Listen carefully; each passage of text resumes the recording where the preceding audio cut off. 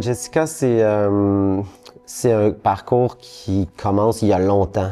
Au niveau de la scolarité, depuis qu'elle est toute jeune, c'est quelque chose qui était très, très difficile. On n'a pas beaucoup cru en elle, ce qui a fait que je pense qu'elle a aussi eu beaucoup de difficultés à croire en elle. Avec Jessica, le grand défi, ça a été essayer de gérer le stress assez prenant, assez envahissant. Elle était une travailleuse, disons, plus qu'acharnée. J'ai rarement vu quelqu'un accorder autant d'importance à chaque petit détail, puis tout ça, puis ça faisait en sorte qu'elle a eu des notes absolument incroyables. Mais même si elle peut avoir une très bonne note, la fois d'après, on dirait que c'était à recommencer. La confiance était toujours à refaire. J'avais beaucoup d'admiration pour elle parce que je sais qu'elle venait aussi de très loin, qu'elle n'a pas eu facile. Puis en plus, c'est une maman monoparentale. Puis Jessica, elle a eu des défis aussi. Il y avait des défis personnels, il y avait des défis d'apprentissage, de gestion, tout ça. Puis elle a jamais lâché. Elle était lumineuse, elle était hyper motivée. Mais vraiment motivée, là. Ça a été un beau parcours. Juste un beau parcours inspirant.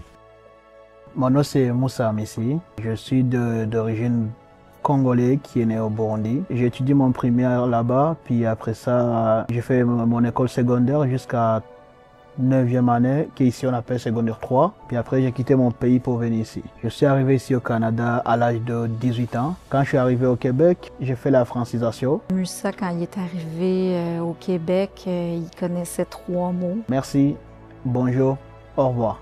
C'était les 3 mots que je connaissais seulement. Ça m'a pris au moins 5 ans pour apprendre le français et finir les préalables demandés pour venir faire ma formation professionnelle. Je peux dire que c'était pas facile. Je m'attendais même pas si un jour je pouvais m'exprimer en français. Mais je me suis dit, si tu veux quelque chose, il ne faut pas abandonner, il faut continuer. C'est là que j'ai décidé de suivre mon cours en boulangerie. Malheureusement, ce n'était pas facile. Là, j'ai parlé avec mes parents, je parlais avec les gens qui sont proches de moi. C'est eux qui m'ont donné la motivation de continuer parce que je voulais quand même lâcher. C'est ça qui m'a motivé d'aller à l'école et apprendre.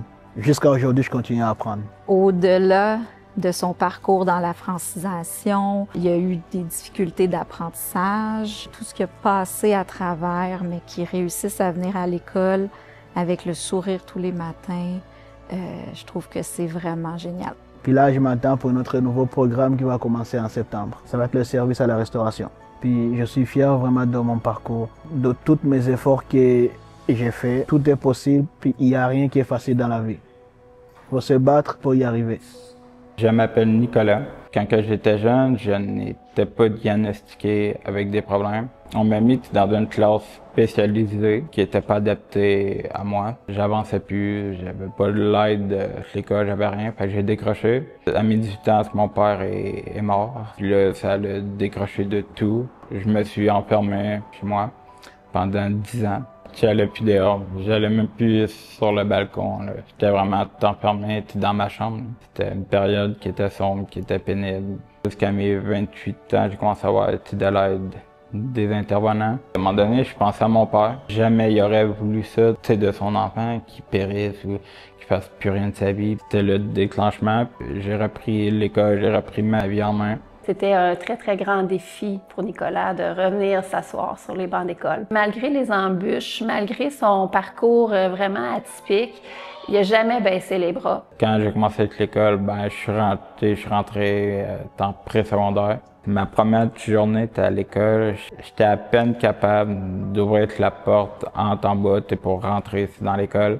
Finalement, mes craintes se sont dispersées très vite. C'est mon anxiété, ça a été la plus grosse montagne que j'ai pu affronter. Puis je l'affronte encore présentement. Puis au fil du temps, il a pris de plus en plus sa place, Nicolas. Puis on est rendu que terminé son pré-secondaire, rendu dans une autre classe avec d'autres enseignants, d'autres élèves, il prend enfin sa place. Puis ça nous rend bien fiers de lui. Je suis très fier d'être retourné à l'école. Ma persévérance, ma détermination et tout. Je m'appelle Cristal Foisy, j'ai 23 ans. Je suis née dans une secte. Ça a été côté maltraitance, psychologique, physique, manque de nutrition, la pauvreté. Mes parents n'étaient pas faits pour être des parents sur le coup. Et on s'est sauvés de là quand j'avais 6 ans. Ça a été la plus grosse base de pourquoi est-ce que la DPJ a rentré dans notre vie. C'est là que mon père a pris la décision d'appeler puis de faire la demande qu'on soit tout en famille d'accueil jusqu'à nos 18 ans. J'ai commencé très tard à la maternelle, j'avais 6 ans déjà. Il y a une année entière que ma mère a voulu faire de l'école à la maison. Ça l'a pas plus aidé à m'apprendre quoi que ce soit. Je savais pas plus c'était quoi la grammaire ou écrire mon nom. J'ai redoublé ma 2e année. Je suis rentrée à la 3e année avec des 35 % dans toutes mes matières. J'étais très en retard comparé aux autres élèves. Je savais même pas c'était quoi un verbe. Ça a été vraiment quand je suis rentrée en famille d'accueil que les choses ont changé à l'école. Il y avait du monde qui me regardait faire, qui étaient présents pour m'aider. La première année de secondaire, j'étais en confiance. J'espérais que tout allait bien. Plus que ça allait avec les années au secondaire, plus que je me sentais bien nulle part, à l'école comme à la maison. Les choses dans ma famille d'accueil non plus n'allaient pas bien. J'avais plus d'étincelles. J'étais arrivée en secondaire 5, puis je voulais déjà plus rien savoir de l'école. Puis j'ai lâché l'école à cause de ça. J'ai commencé à travailler dans une cour à construction. On m'avait tellement aimée qu'on voulait directement que je devienne chef d'équipe. Sauf que dans ma tête, c'était toujours mon but de finir mon secondaire. Donc j'ai réessayé d'aller à l'école des adultes. Puis à mes 23 ans, c'est là que j'ai repris mes études avec Challenge You. Puis depuis, j'ai juste pas lâché. Puis j'ai toujours pas l'intention de lâcher. Quand je pense à vouloir abandonner, je repense toujours pourquoi est-ce que j'ai commencé.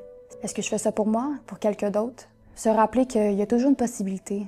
Il y a toujours énormément de chemin dans la vie. Je suis fière de continuer, même si j'ai des journées difficiles, des semaines difficiles ou des mois. Le fait que je lâche pas, c'est ça que je suis plus fière.